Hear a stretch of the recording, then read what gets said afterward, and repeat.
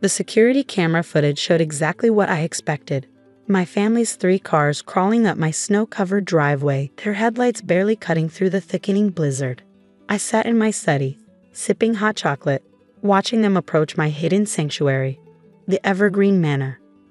5 years ago, they'd made it clear I wasn't worth their time. My crime? Refusing to sell my late grandmother's antique locket to fund my younger sister Emma's destination wedding.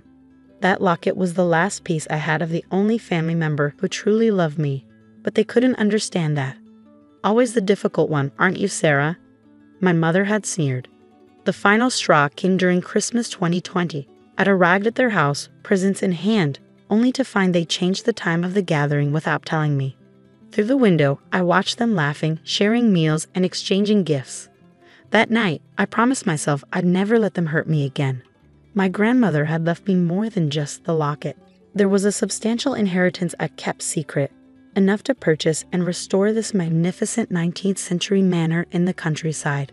While they thought I was struggling in a tiny apartment, I'd spent 3 years transforming this place into a luxury bed and breakfast, operating under a business name they'd never connect to me. Now, watching them approach, I straightened my emerald green sweater and checked my reflection. At 32, I looked different from the insecure woman they'd last seen. Success had given me confidence and peace had given me strength. The doorbell echoed through the manor. I took my time walking to the grand entrance, my heels clicking on the marble floor.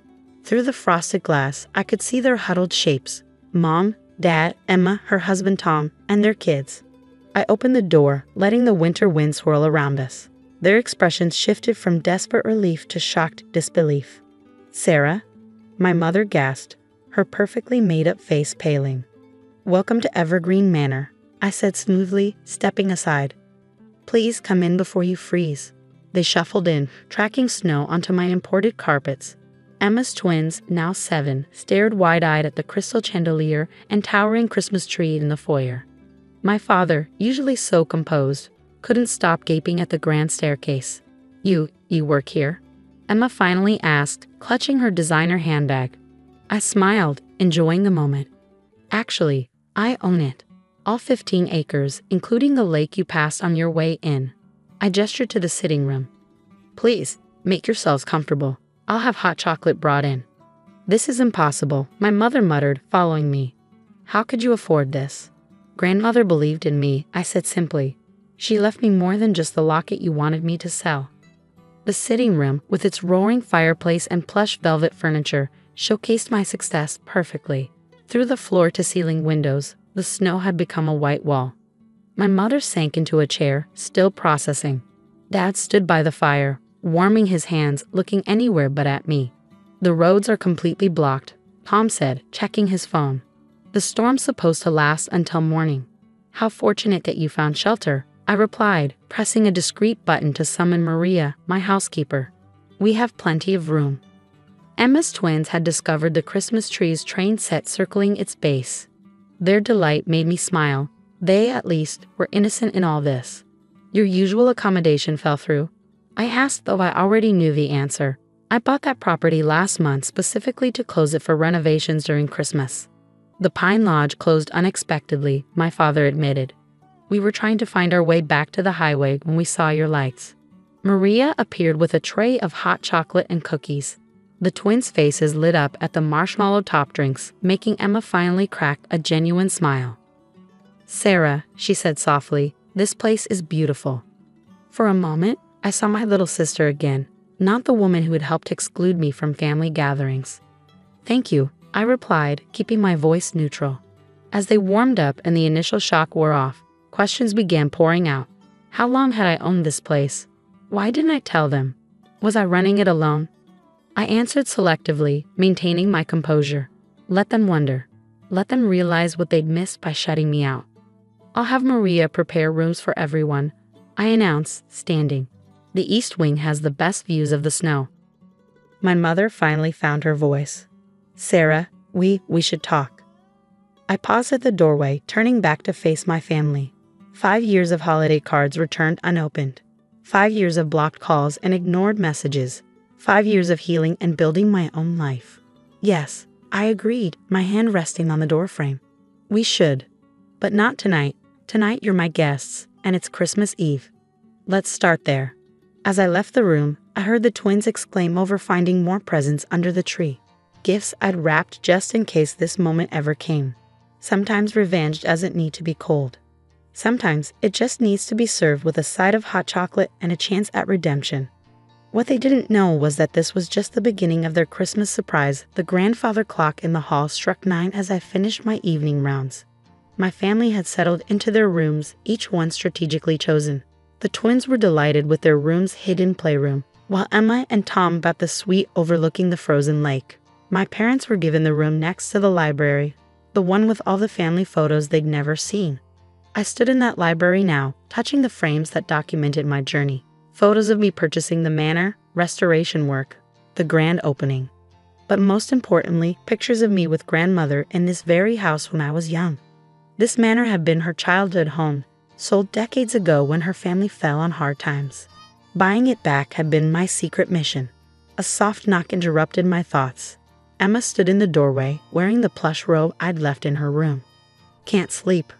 I asked, not turning around. "How could I?" She stepped inside, her eyes scanning the photos. "Sarah, is that Grandma's old house? The one she used to tell us stories about?" "The very same." I finally faced her. Grandmother left me the means to buy it back. She knew I was the only one who remembered every story she told about this place. Emma's hand trembled as she touched a photo of the library from the 1950s. The secret door, behind the blue bookcase. Is it still there? I moved to the antique bookcase and pressed a hidden lever. The panel swung open silently, revealing a small reading nook with a window seat. "We used to hide you during summer visits," Emma whispered, tears in her eyes, "before they sold it. And now it's back in the family." I watched her process this information. "Though according to all of you, I'm not really family anymore, am I?" She flinched. "Sarah, about that. These past 5 years were educational," I finished. "I learned who I am without trying to meet impossible expectations." The door opened again, and my mother entered, looking smaller in her borrowed nightgown than I'd ever seen her. "I heard voices," she said, then stopped short at the sight of the photos. "Oh my God." "Hello, Mother." Recognizing the house now. She moved closer to the wall, her hand covering her mouth. "Your grandmother's home." "But how? Why didn't you tell us?" "Would you have cared?" I kept my voice level. "You were too busy with Emma's perfect life to notice mine." "That's not fair," my mother started, but Emma interrupted. "Yes, it is, Mom. We were horrible to her. Over a locket of all things." Emma turned to me. I was so caught up in my wedding, in what I wanted. I never even asked why that locket meant so much to you. I pulled the locket from under my sweater. "Grandmother gave me this the last time we visited this house together. She told me about growing up here, about the secrets and love these walls held. She made me promise to never let anyone take my dreams away." I opened the locket, showing them the tiny key inside. "This opens her old jewelry box, which is still hidden in this house. I found it during renovations." My mother sat heavily in a leather armchair. "She always said you were the most like her. Strong-willed, independent." "Difficult?" I suggested with a raised eyebrow. "Special," she corrected, surprising me. "I was jealous of your relationship with her. And then after she died, when you wouldn't give up that locket, I let that jealousy poison everything." A log shifted in the fireplace, sending sparks up the chimney. Outside, the snow continued falling, coating the world in silence. "The twins found more presents under the tree," Emma said softly. "Did you? Have you been buying them gifts every year?" I nodded. "They're innocent in all this. I have a whole room of 5 years' worth of presents for them." I kept hoping that we'd find our way back to you, my mother finished. "That you'd want to," I corrected. Emma wiped her eyes. "Do you remember what Grandma used to say about this house at Christmas? 'Magic lives in these walls.'" We all quoted together, then shared a surprised laugh. "She also said something else," I added. "That true family finds its way home, no matter how lost they've been." My mother stood up, smoothing her nightgown with shaking hands. "Are we too lost, Sarah?" I thought about the years of pain, but also about the secret hope that had made me prepare those rooms, wrap those presents, and keep my door unlocked on this snowy night. "That depends," I said carefully. "Are you ready to find your way back?" Emma reached for my hand, and after a moment's hesitation, I let her take it. My mother stepped closer, her eyes on the locket. "Maybe," I said. "It's time I showed you what's in grandmother's jewelry box. She left something for each of us, you know. I've been keeping them safe, waiting for the right moment." As I led them up the hidden staircase to the attic, I realized that sometimes the best revenge isn't revenge at all. Sometimes it's creating a space where healing can begin, even if that space takes 5 years and a snowstorm to find. But the night wasn't over yet, and the biggest surprise was still to come. Dawn broke over Evergreen Manor, painting the snow-covered grounds in shades of pink and gold. I'd been awake for hours, making final preparations in the grand dining room.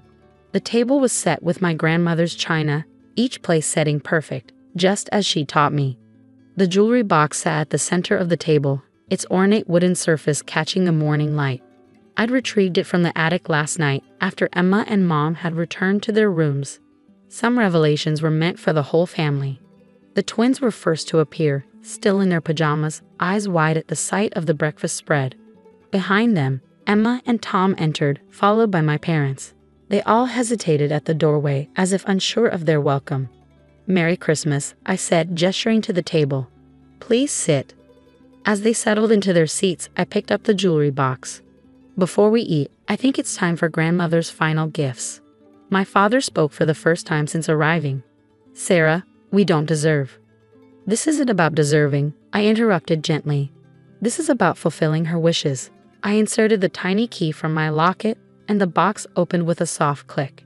Inside, nestled in faded velvet, lay 5 envelopes and several small boxes. I distributed them, saving mine for last.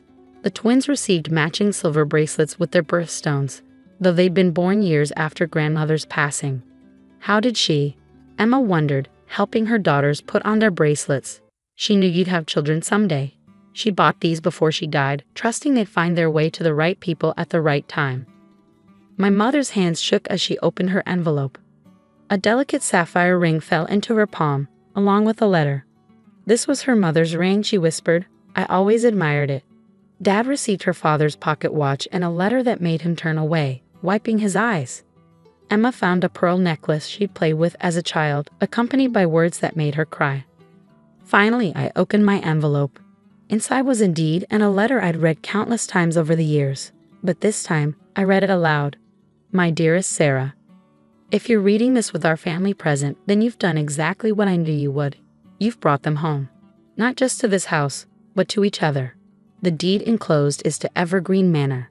I couldn't bear to see it sold to strangers all those years ago, so I bought it back secretly, waiting for the right moment, the right person, to restore it to its former glory.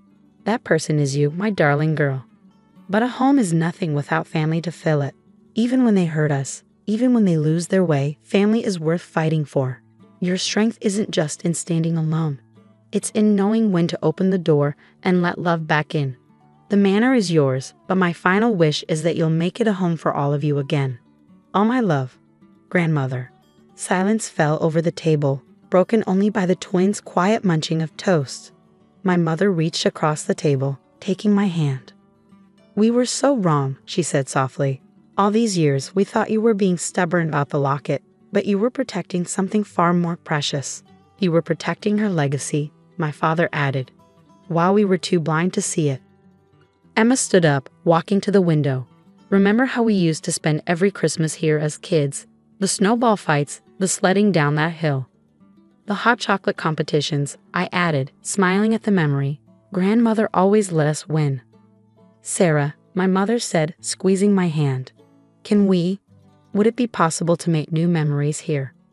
I looked around the table at my family, broken, healing, hoping. "That's why I bought all those presents," I admitted. "Every year, I kept thinking, maybe this Christmas." "Can we open them now?" the twins chorused, making everyone laugh. "Soon," I promised. "But first, I have one more surprise." I pulled out a stack of papers from a drawer. "I've been working on getting the manor registered as a historic landmark, but with a special provision. It will always be a family home first, open to all of us." My father stood, pulling me into an unexpected hug. "You're remarkable, you know that? Just like her." As we moved to the living room for presents, the snow began falling again, soft and gentle. The twins raced to the window, pressing their faces against the glass. "Look," they shouted. perfect sledding weather. Emma linked her arm through mine. Think you could teach them the secret route down the hill, the one Grandma showed us? Only if their parents join us, I replied, watching my mother already planning how to arrange hot chocolate for our return. Standing there, watching my family unwrap 5 years' worth of carefully chosen gifts, I realized Grandmother had been right. Sometimes the best revenge isn't revenge at all. It's having the strength to keep a door open, even when it hurts. It's believing in the magic of second chances and the power of coming home. As the twins pulled everyone toward the door for sledding, their excitement infectious, I touched my locket and whispered, "Thank you, Grandmother." They finally found their way back. And in the joyful chaos that followed, Evergreen Manor once again became what it was always meant to be, a home where family could heal, grow, and love again.